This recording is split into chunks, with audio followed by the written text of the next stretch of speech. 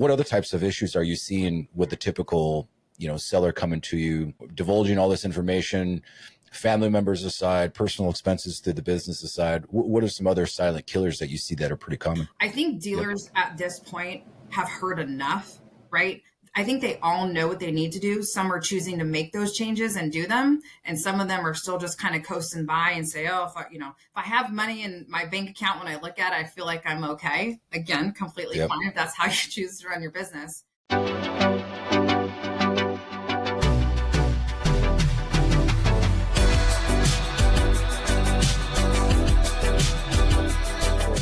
It seems like I very much follow you and talk to you and at the Dealer Connect and watch what you do. It seems like you're working deals seemingly every week with, inside the power sports industry and other adjacent industries.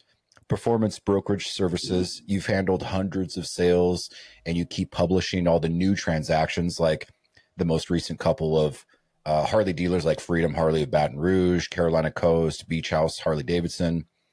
I just kind of wanted to start with taking a temperature on the market, and then we can kind of get tactical into how owners should prepare for a sale or buy.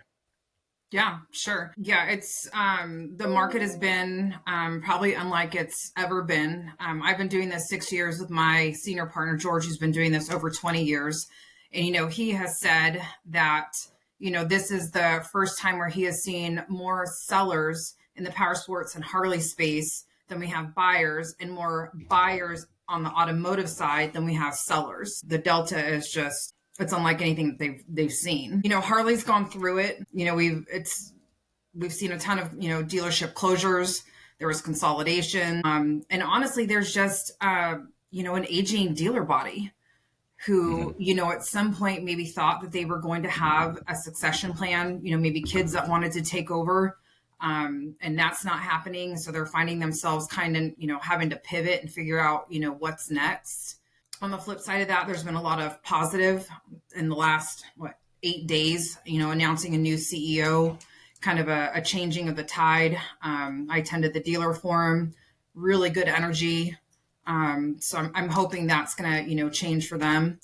On the metric side, it's a little different on that side. Again, we're a very fragmented, industry. A lot of, mom and pop, smaller rural stores. We've seen some, door closures, and some of these sellers. Everybody asks. I get this question a lot. Why all these closures? What's going on? And sometimes sellers just decide that they've been doing this a long time. They're in a small market and they just don't have it in them to sell. And I think they feel that they're maybe in an area that they're not going to be able to sell. Some of them know the existing dealers, maybe decide to, strike up a deal, with somebody in proximity to them. So it's not always negative that, what we're seeing, but obviously public perception is very different, right? And it's hard to, when you see all this stuff and all the negative that's going on, it's hard to not think that there's something else, or it's just they're retiring. That's just what they decided to do.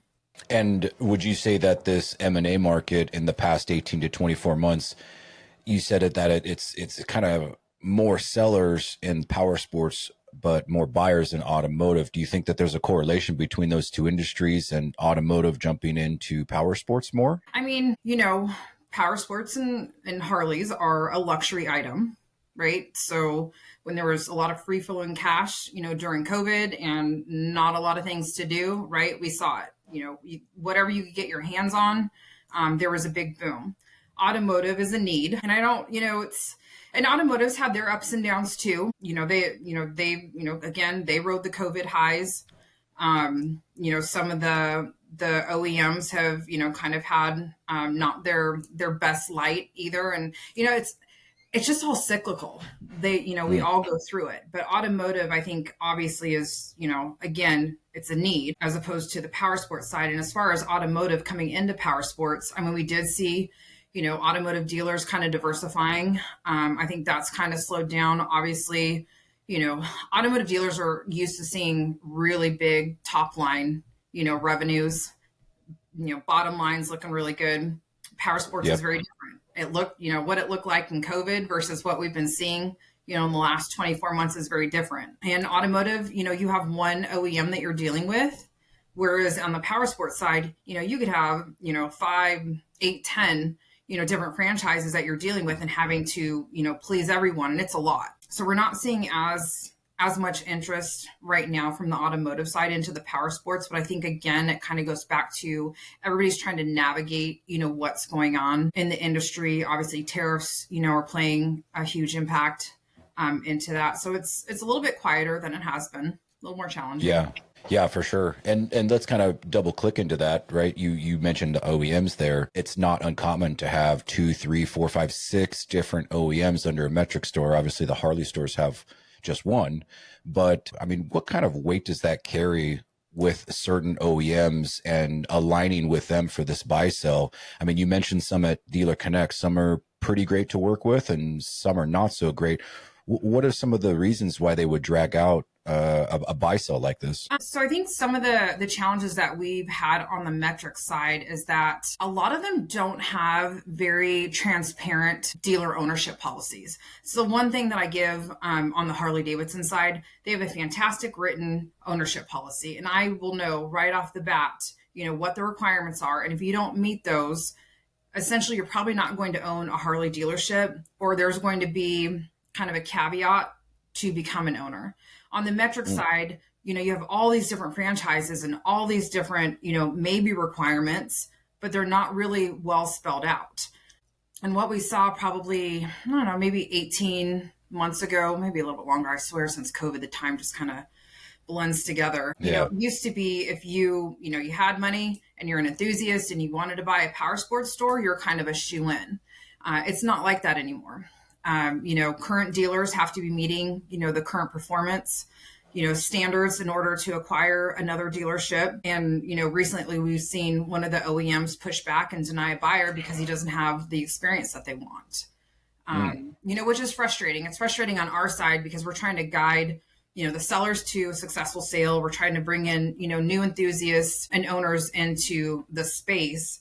But without having some of that clarity from the other side, it can make it a bit challenging. And where do independent dealers, the ones without the franchises, maybe they're a pre-owned only type shop, where do those fit into all this? As far as maybe wanting to get on or get into the franchise ownership? No, as far as wanting to either sell or use that dealership to buy another one with a franchise or without a franchise.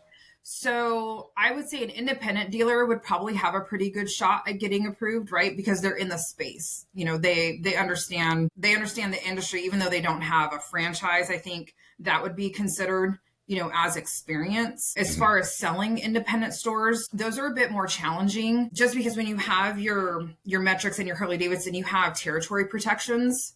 So independent dealers don't have that. So when a buyer's looking at buying an independent store, there's nothing to say that another independent store couldn't open up, catty corner to them.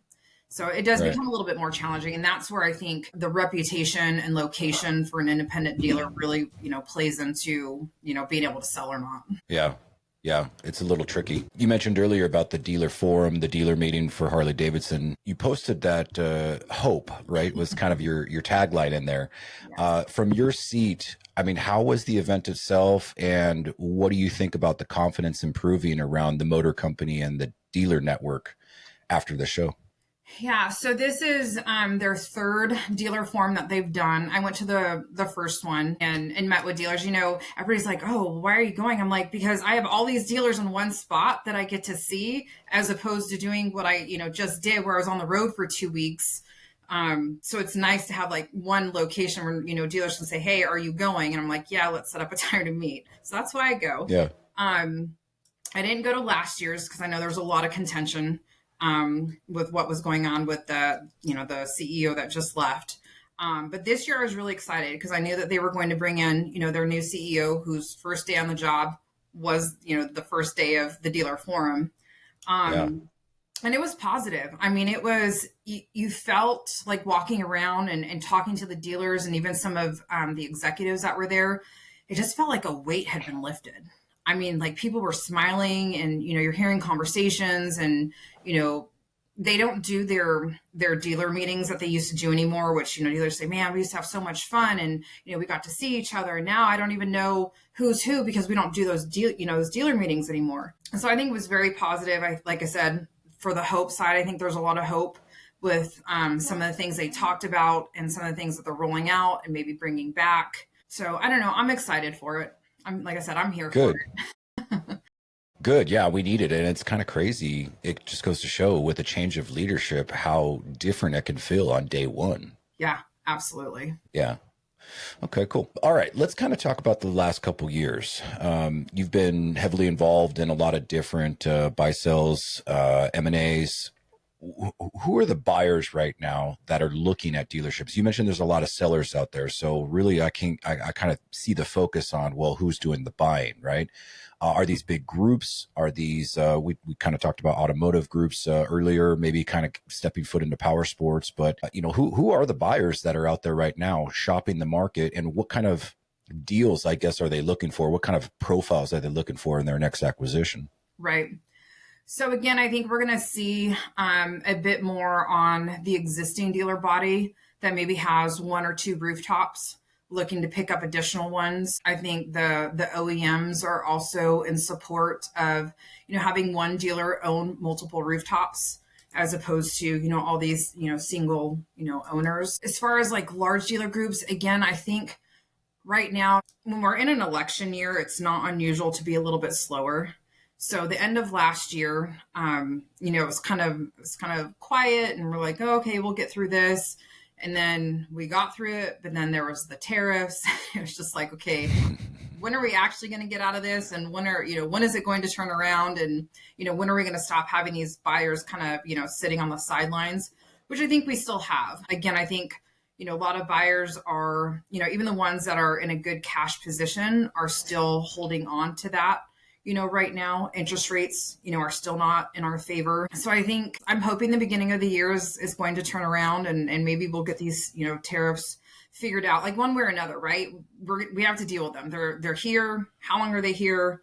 At what percentage are they here? Who do they actually, affect? That's one thing that the power sports, not having really good, representation, they kind of fall under what happens in automotive, which if you follow the Motorcycle Industry Council, National Power Sports Dealer Association, everybody's pushing to, support and, use these template letters to push back so that the power sports don't fall into these, major tariffs that are happening. So again, and that all goes back to, it's consumer confidence that we're, not seeing as many people going into the dealerships the same way that we're seeing buyers still kind of sitting on the sidelines. Not saying that I'm not wanting to buy. It's just, if I buy, what does that look like? We always talk about multiples for, valuations, which, our company kind of debunks the myth because it's wild, what the multiple of any dealership could be. And so I think they're just kind of sitting going, well, we don't want to overpay. And we feel like, stuff's going to be at a better value the longer we wait. And some dealers are hurting more. Yep. So I think we're seeing that right now. And I don't know, I think the next 6 months is going to be very challenging for a lot of dealers, especially the ones that are, maybe don't have as many lines to offer and are in very seasonal areas. Yeah. Yeah. That's interesting. What would you say are some top drivers that actually move the valuation multiples in our space at a particular dealer? Is it sales? Is it F&I? Is it inventory? I mean, what are the things that you're looking for that would increase that evaluation for that selling dealer? Sure.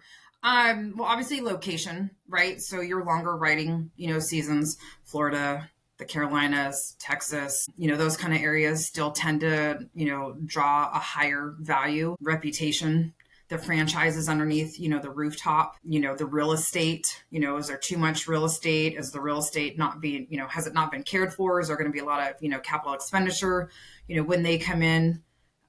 Huge one that I run into is how many family members are in the business. Really? Okay. Yeah. So, it's great that, you've been, well, maybe it's great. I don't know. I guess it depends on your family dynamic. But if you have a lot of family members in a dealership that actually hold roles and they're not just getting, a paycheck to not come in, that's very difficult for, a buyer that's coming in to have to replace all of those positions, right? Especially if you're in an area that's, maybe not so desirable that, people actually have to live, somewhat close to the dealership, so that does factor in pretty heavily, probably more so now than ever is, who am I going to have to replace, if I buy this. Is that a pretty common theme that you see a whole bunch of family members working for the owner? Yeah, I'd say it's probably a pretty good 50-50 split. Yeah. Yeah. With the mom and pop, it's a family business, right? Yeah. And it's, it's hard because, sometimes the sellers will say, oh, well, they'd love to stay on for the new owner. And that's, probably great. But then the new owner's like, well, do I really want, all the ties to, the previous owner? And sometimes that's just a relationship thing that has to be sorted out. So, sometimes it just depends. Yeah. Yeah. What are some other silent killers of these deals, right? You mentioned at Dealer Connect that a lot of mom and pop shops, they're using their business for their personal items or personal expenses. I mean, what else are you seeing like that they're, they got a truck payment under the store as an asset, something like that? Right. Yeah. So that's a great one. So, when we kind of start our process, our thing is, we do a bunch of, information gathering. And, when we get the profit and loss statements, they're not always the most tidy. I can usually always tell a dealership that's with a 20 group because their financials are usually very clean, very organized. So I'm just by looking at their P&L, you can see if they're in a 20 group or not. Yeah, I'm a big proponent of dealerships, being in a 20 group. I don't care, what 20 group you join, but I absolutely hands down believe in being in one and having that mentorship and whatnot. So yeah, clean financials, clean balance sheet. The last thing that we want to do when we go to the market is present a package that's going to cause alarm or raise any red flags, right? Because you give a buyer one red flag, even if it's just an innocent thing, then it's like one after another. And sometimes that can be really hard to overcome. So a lot of, kind of the way that I've changed, how I do things and stuff that I'm, doing going forward in the education is like, let's talk about, even if you're not ready to sell right now, even if it's 5 years, from now, which you hope, you get to choose your timeline, because we know there's a lot of dealers, who've experienced death, illness or whatever, who don't get to choose that timeline and maybe don't have that time or that opportunity to prepare the way that they need to.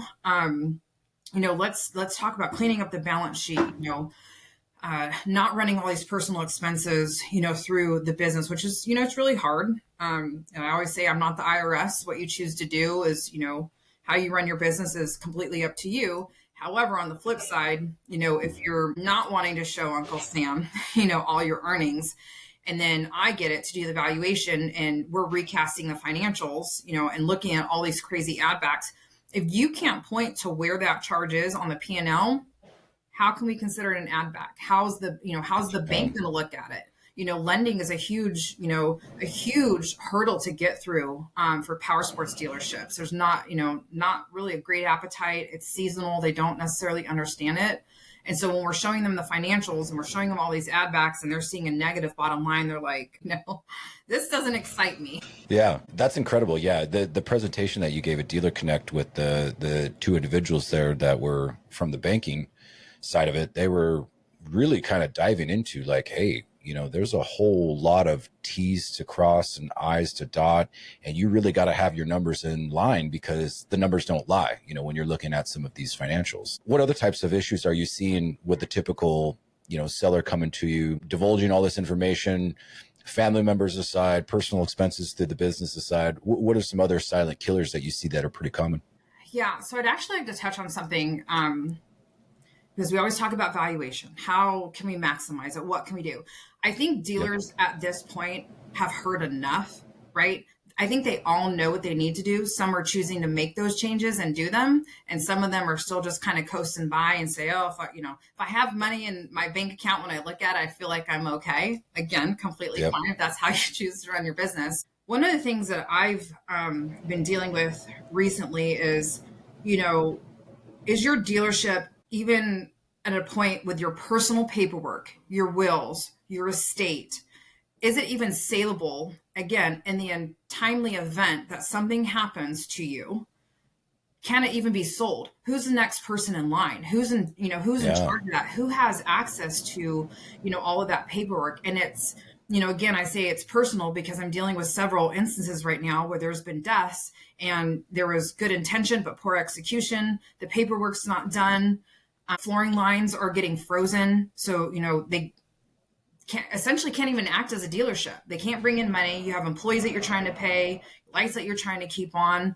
You're trying to grieve a family member and deal, with all these OEMs, breathing down your neck saying, hey, we need this paperwork. Where's it at? What are you doing? And oh, by the way, you can't order product. Like you can't even pay cash for your product. You can do pre-solds, Yeah. but that's it. And to think that, some dealers can, have found themselves in this position, after decades of owning, a dealership, again, just doing what they, do best, but then having something like this happen and not even in a position where they can make the decision to sell a dealership and having to go through, maybe probate or, whatever it is extremely, extremely difficult.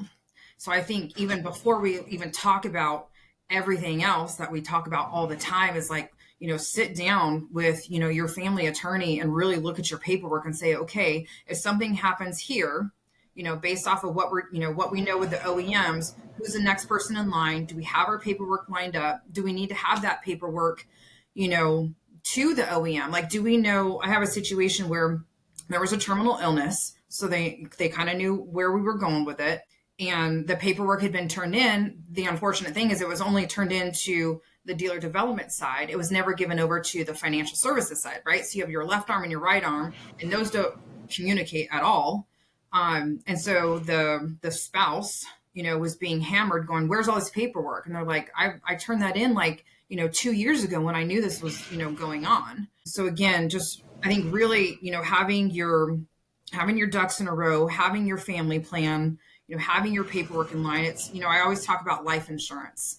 I worked for State Farm for a really long time, and everybody hates insurance, but the one product that I'm an absolute believer in was life insurance, and it was only as good as the day before it has to be in place when you're going to die. And when do you know? You don't. And so that's what I tell dealers. This is what you have to do, to put yourself in order. And it's crazy to me how many conversations I've had in the last probably 90 days with dealers, and I bring this up, and there's nothing. There's no paperwork. Some of them aren't married. Some of them don't have kids. And I'm like, holy smokes. Like you can see the light bulb go off. Yeah. What do you think that is? They just get caught up with the day to day and they don't have time? Or is it just kind of like an ignorance, like, hey, I'm not really sure what to do, so it's like last on my priority list? Yeah. I think it's something that they probably think about, but again, it's kind of morbid to think about. We don't really want to think about it. And again, there's so many things. Oh my gosh, so many things to think about when you're a dealership owner. I know I went to the Spader course, the TM1 program or whatever, for a week in December. I don't know, like that was crazy. I don't know why I did it then. But I sat there and I was like, oh my gosh, all these numbers, you make one wrong move here and it's a domino effect across, the paper. And I'm like, who in their right mind would ever want to own a dealership? There's so much stuff to like worry about, think about, and, keep people up at night. And that's what we ask dealers, what keeps you up at night? And it's like a scroll, of concerns. So I think, again, it's, going back to the situation that I had, it's good intention. It's just poor execution. Gosh, you have such an interesting seat at the perspective table of these dealerships and the ownership and their lives. It's so interesting to hear kind of your feedback about the things that they talk about on a day-to-day basis, because they're looking to future plan, or maybe they don't have any of those plans. They're like looking for a place to start. On that topic, let's just kind of stay very general, right? A dealership approaches you for the first time. Maybe they have some of these things in line, ducks in a row that you're talking about. But when they ask like, hey, Courtney, what's my store worth? What's the fastest directional answer that you can give them without misleading them? Where do they start with that? We say it's, what a buyer is willing to pay and what you're willing to sell it for. Because ultimately the market determines that. I mean, we've had situations that, we've had a buyer want one of maybe 3 or 4 franchises underneath a rooftop, pay the full amount, buy the real estate, give back the other franchises, put the real estate back on the market just to get their hands on the one franchise. So again, it's really hard because sometimes it is completely driven by the buyer's desire to have that particular location. So they'll basically shut down that store. They'll buy it, shut it down, take that franchise, put it in their own. Interesting. Okay. Can you tell us what types of franchises have a bigger value, I guess, sitting in a metric store right now beyond Harley Davidson? No, because again, it goes, I say it's like talking about these franchises sometimes, it's like a balance sheet. It's, what we're talking about right now today. If one of their CEOs or somebody, we saw it with Harley Davidson when, the whole DEI and that thing, I mean, overnight, look what happened, so it's, Yeah. it's terrible. I mean, it was absolutely terrible.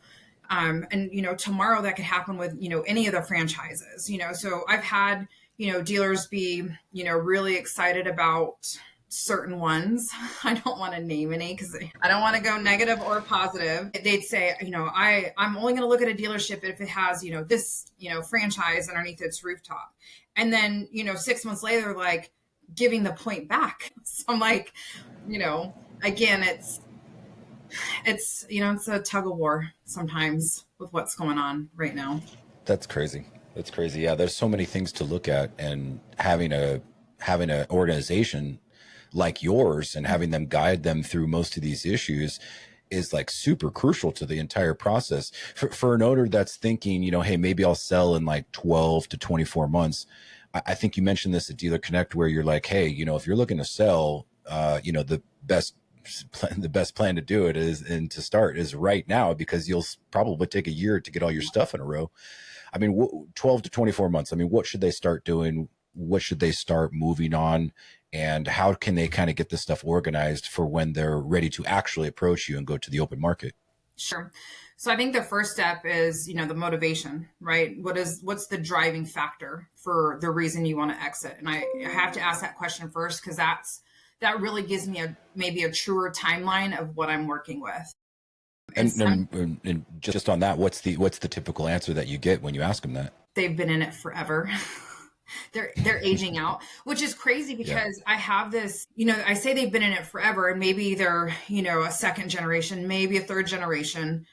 So they literally have been in it forever, maybe, wrenching on, their bike, and it just, progressed from there. So the hard part is a lot of those dealers may be in their, early to mid 50s, and that's a really, it's kind of a hard age to go, I'm too young to retire, but I'm feeling too tired, and burnt out to really want to do this. But I also have my health, and I'm in a good place. A lot of dealers are facing like, I have my health. I've seen some of my friends, not have good health or pass away or whatever, and never get to enjoy, what they've built. And so I would say like age is a huge driver of making that decision. Sometimes it's, health benefits, needing to stretch out to a certain period to be able to, have health benefits. And retirement of their spouse, trying to line that up is a huge driver.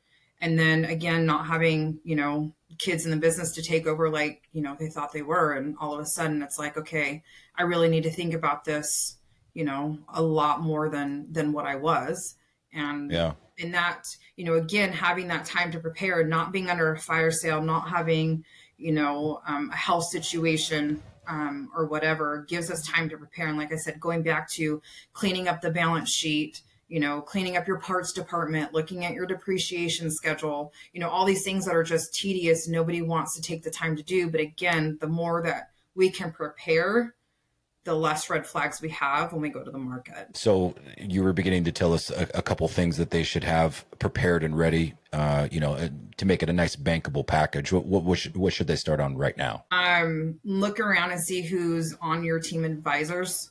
I think I've spoke at this at Dealer Connect, and a couple other things is, our dealer body's aging, and so are their trusted teams, like their CPAs, their attorneys, maybe their controllers, in the dealership, all these people that have, very vital roles and know sometimes more about the dealership than the owner, because the owner shows up and, shakes hands, drinks coffee, sells some units, whatever. And it's really hands off, and it's just kind of like the face, in the community, but has, his people around him, and, making sure that, if this is your timeline, are those people, going to be in it with you to get you to the end? And if they're Yeah. not, how do you make that transition?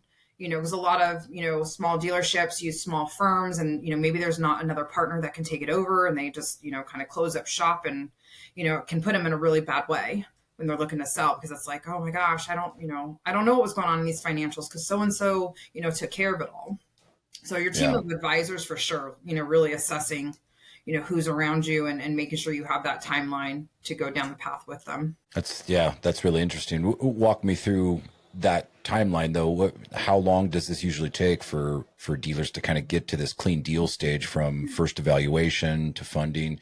What's fast, what's average, and what typically adds more time to the deal? So I always look at this, I'm like, well, have you been married before? How many times have you been married? And how long do those marriages last? 10 years and 6 months? Like, that's what we could be in it together. Not 10 years, but, again, it comes back to the timing of the market, what's going on in the market. If you're a Harley-Davidson dealer, it's, one OEM, versus a metric where you have multiple, right? So you have all the approvals, you have all the flooring lines. Don't try to close around the holidays, because everybody's taking their vacations, and, it comes to a halt. I would say at minimum, absolute minimums, like 90 to 120 days. And I've had some that have taken up to 18 months. And again, every transaction is unique.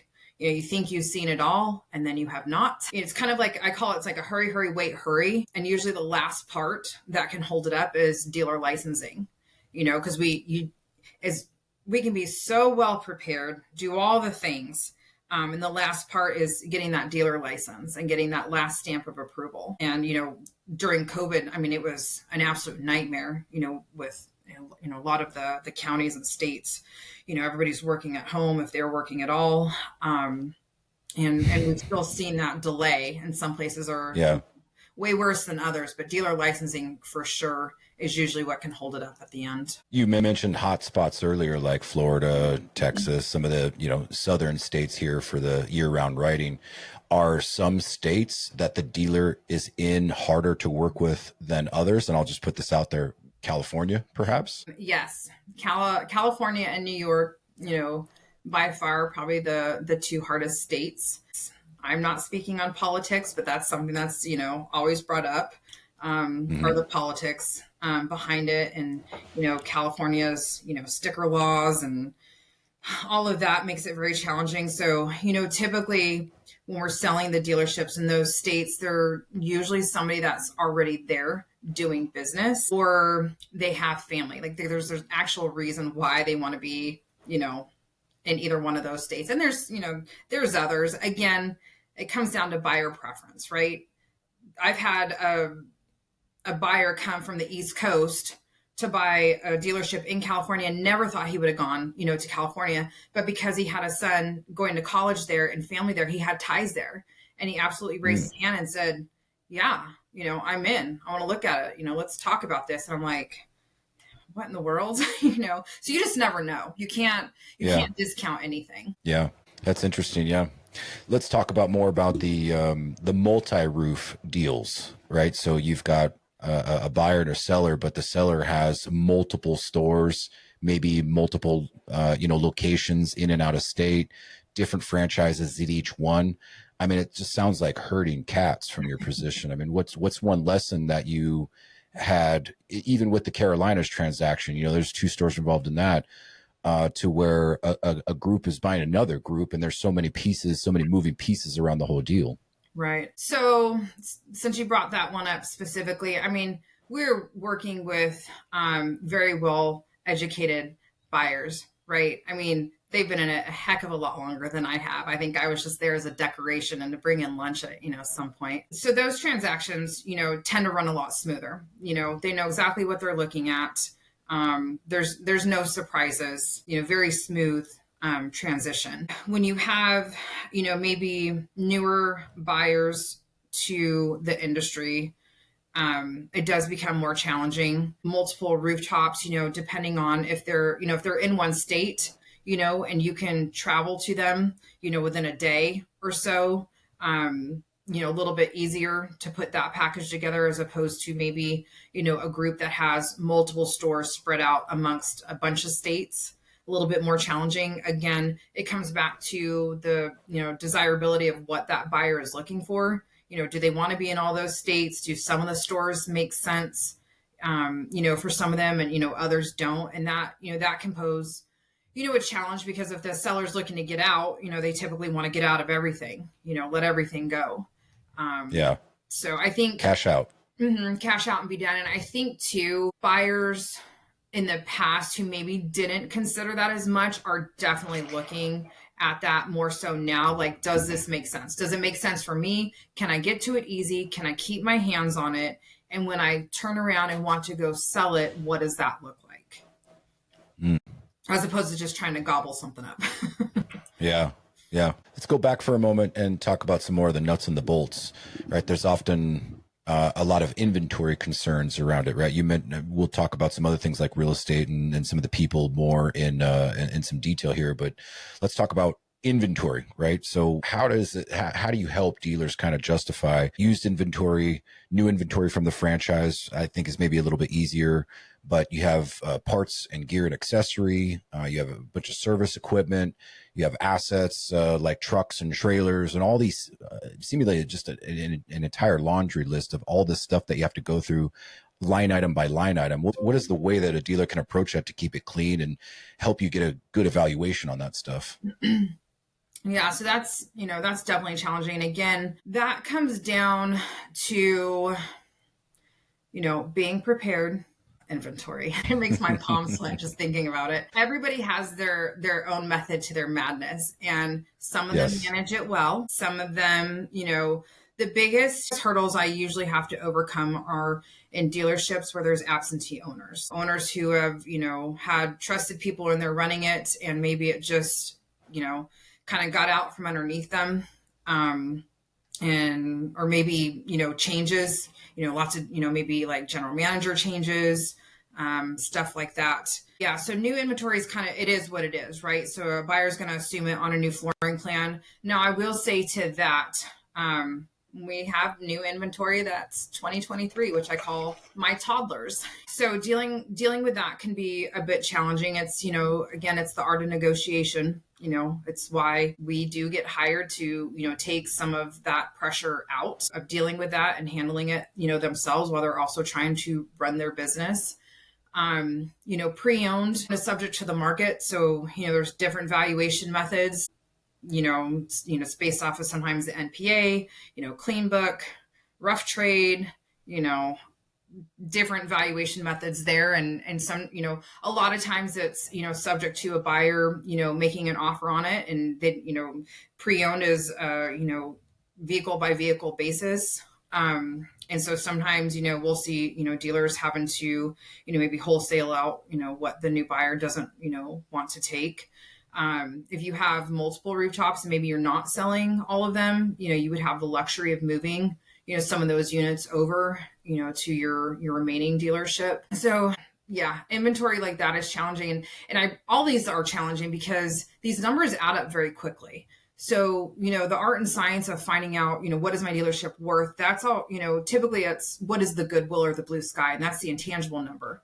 Right. And then everything else. So it's like plus.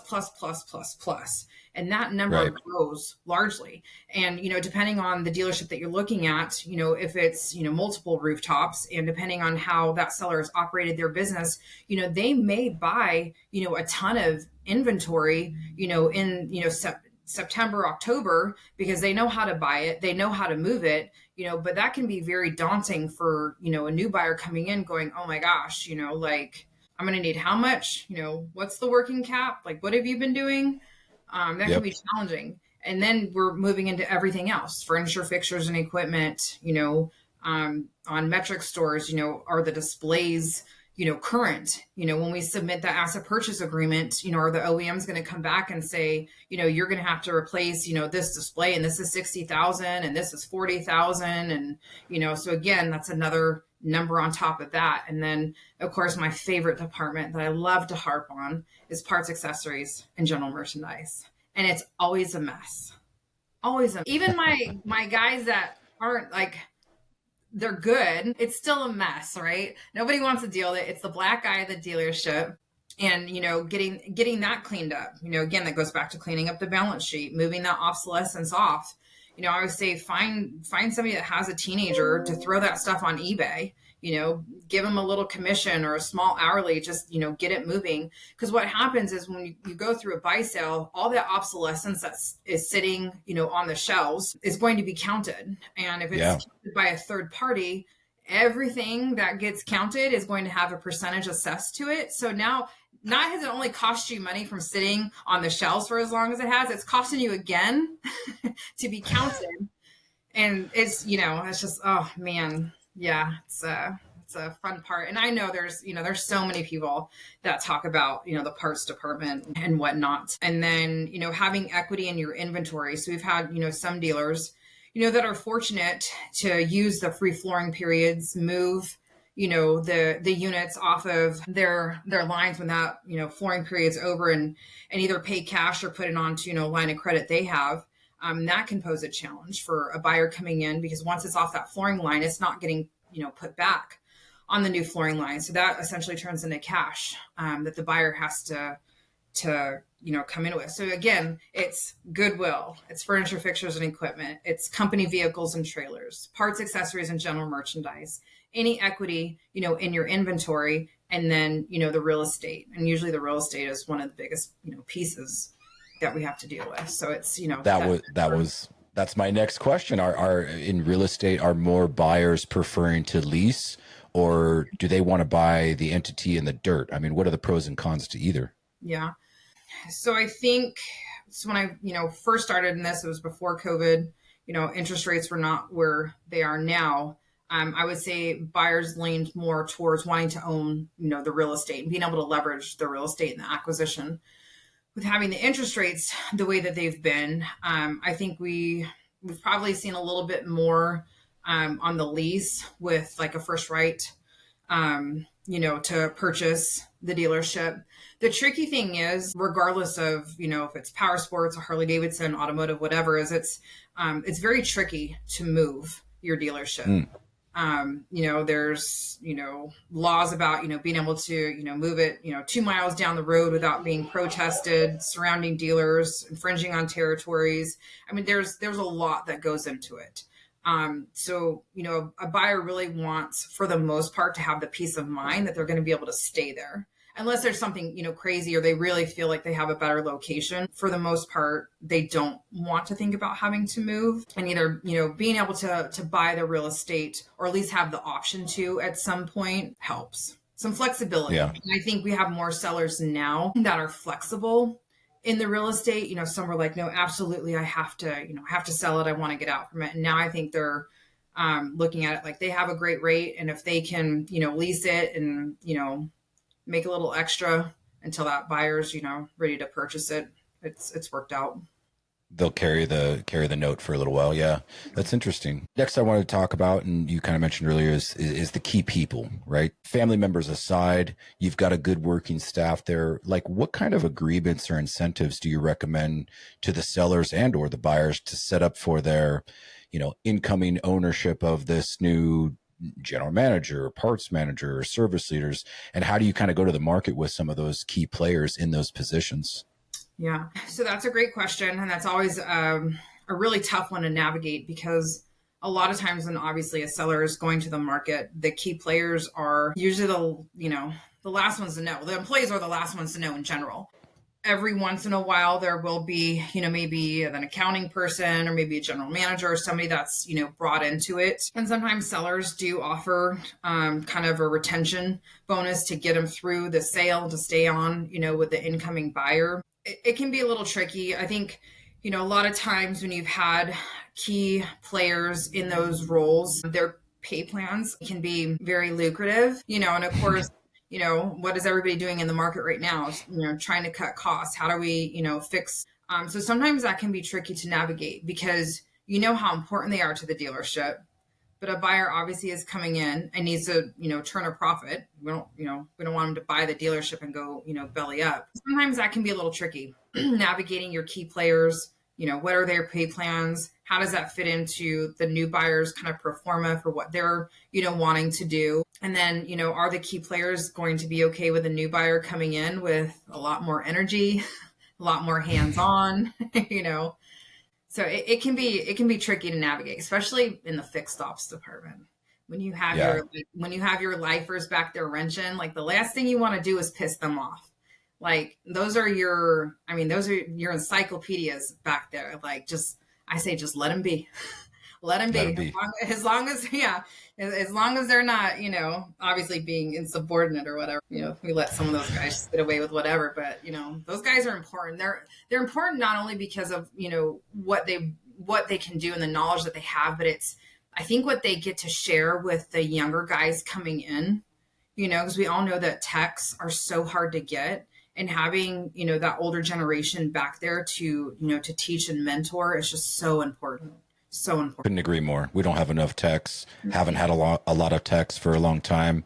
It's something that in the trade skills department, it's been waning, and I can go a whole another hour talking about how we need to get the younger guys up and trained and in these dealerships wrenching again, because it's a skill that's just kind of gone by the wayside. Yeah.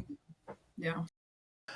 Okay, so you recently wrote about exhaustion among owners and the roller coaster that they're riding. When you're face to face in one of your many valuation visits, I mean, how do you help an owner separate some of that emotion from some of the decision making so that they don't, under or bad negotiate themselves into the wrong deal? I think if you talk to anybody that knows me, I'm pretty transparent.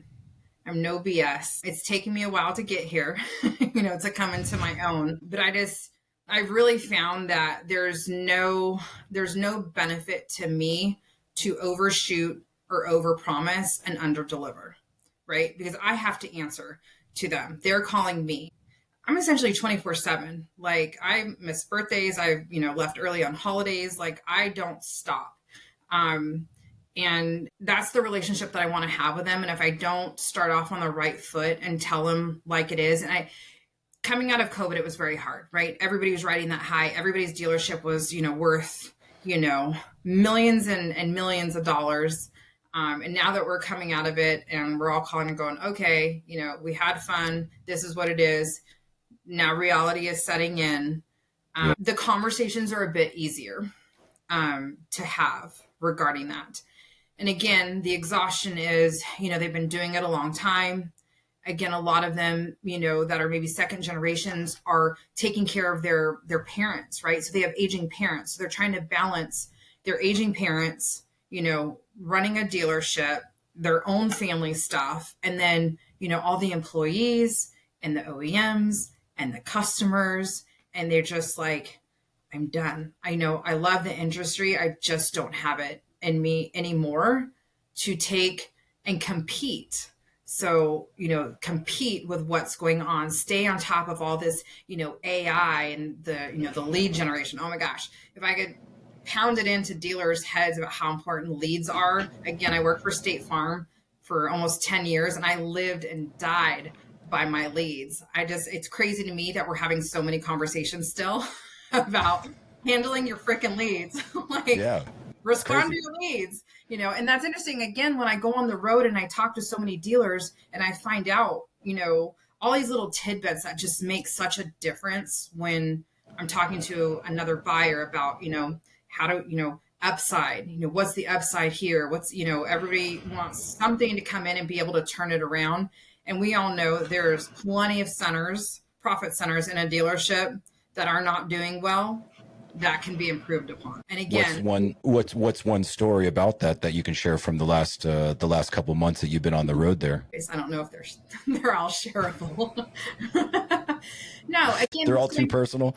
No, just again about going back to the things that, the generation that's wanting to get out just doesn't necessarily want to put any time or effort into dealing with, but we're at a point where we have to acknowledge that the times are changing. The method in which the customer wants to be contacted is changing. I mean, I see it now with, my partner, who's been doing this a long time, the method of how he wants to, reach out to the clients versus the way that I want to do it. I mean, we bicker all the time about it. I'm like, you do it your way, I'm going to do it my way. And it's still kind of both working out with the ways that we're doing it, right? But again, I think that goes back to having to stay up with all of the things that are changing so rapidly, and they're tired because there's just so many other things that they're having to deal with. Yeah. Gosh, it doesn't seem like a whole bunch of positivity going into running a dealership for most of your life, and then maybe not getting your ducks in a row, and meeting a person like you, and you're like, hey man, here's some red flags that you need to fix, or else we're not going to market until this is done. Like, what are some of those huge red flags that are like glaring in the past couple months that you've seen, right? Would you say that number one on the list is the financials you mentioned with the P&L, or is it more about the real estate?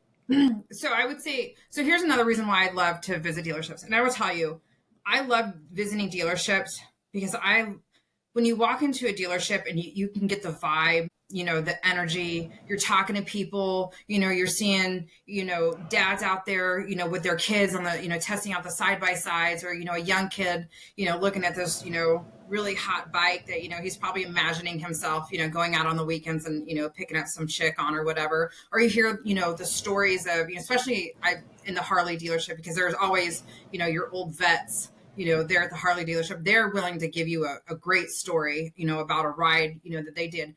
That's what I love. That's what I absolutely love about this industry, are the stories, the people that are there. Like you just know, like they are a fixture at that dealership. Yeah. So it's not all negative, but again, it's if I don't paint what I'm seeing to the dealer, I'm not doing them justice. If I don't educate them, I feel like I have a duty to share with them, what I'm experiencing, what I'm hearing, to hopefully avoid having anybody else, go through it. And this could be, I'm not kidding you, this could be as simple as, who has control of your social media accounts? Do you have an employee that has your social media attached to their personal accounts? That can go very badly, Yes, I've seen so it. So it's not that it's negative. It's just these are real life things that I'm experiencing that dealers just haven't thought of, and the last place that we want to be thinking about them is at the closing table, Yeah. So it's not negative. It's just, it's reality, really, is what it is. But there is nothing more exciting than pulling up to a dealership and experiencing that, because I'm not a writer. I have in the past. It's just, I don't even have time. But I love seeing the excitement and walking around a dealership and seeing people excited about, the products and testing them out. And I'm just there for like the poker chip and a t-shirt, essentially. Aren't we all? Yeah. You got to get your dealer tee when you visit. Yeah, exactly. Yeah. Well, let's kind of end with a little bit more about Performance Brokerage Services. You guys operate on a success fee model with no retainers, no upfront fees, and for the first time seller, I mean, how do you structure, kind of this? All right, let's talk the confidentiality, some of the marketing, the buyer screening, all that stuff. How do you kind of get started with you? Yeah. So once we kind of get past the get to know it phase, the valuation, we've, negotiated, our agreement, and now we're going to the market. We're doing it, confidentially.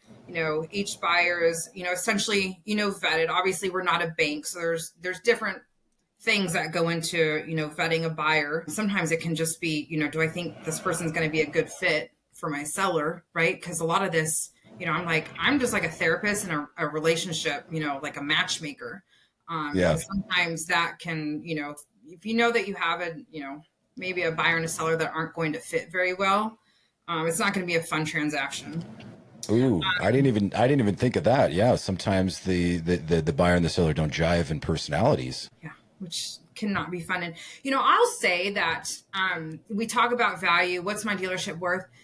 But I will tell you, I have more conversations with sellers. The money is not their driving factor. It is getting somebody in there that's going to continue the legacy, support the community, and keep the doors open and their employees employed. Hands down, more often than not, than any dollar value that's assigned to it is that.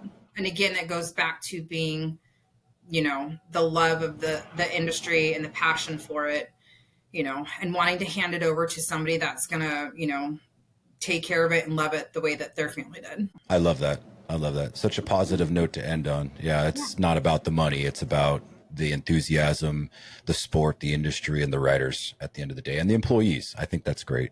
Yeah. All right. Well, let's go ahead and wrap it up. Her name is Courtney. She's with Performance Brokerage Services. How can we get a hold of you, Courtney? Yeah, so you can go online, performancebrokerage-services.com. All my contact information is there. I'm willing to talk confidentially. You don't have to hire me.